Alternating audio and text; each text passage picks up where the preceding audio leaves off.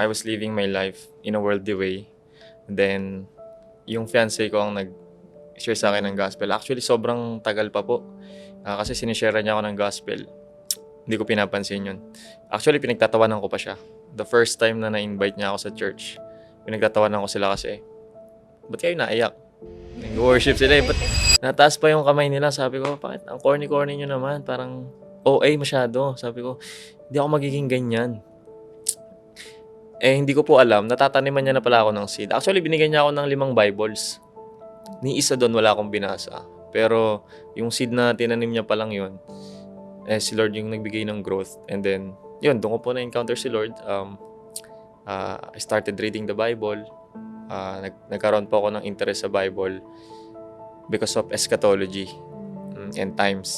So, kasi bata pa lang ako, meron akong anxiety sa death. Like 8 years old ako, naiyak ako tuwing gabi. Tapos natingin ako sa nanay ko.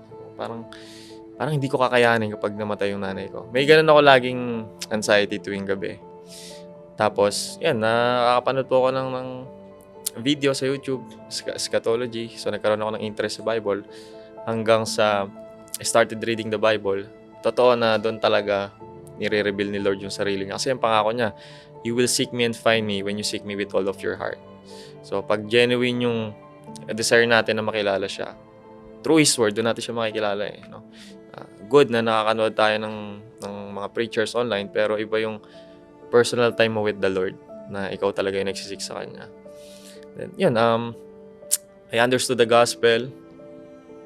3 lang naman kasi po yung tanong ng tao sa mundo eh. Ba't tayo nandito?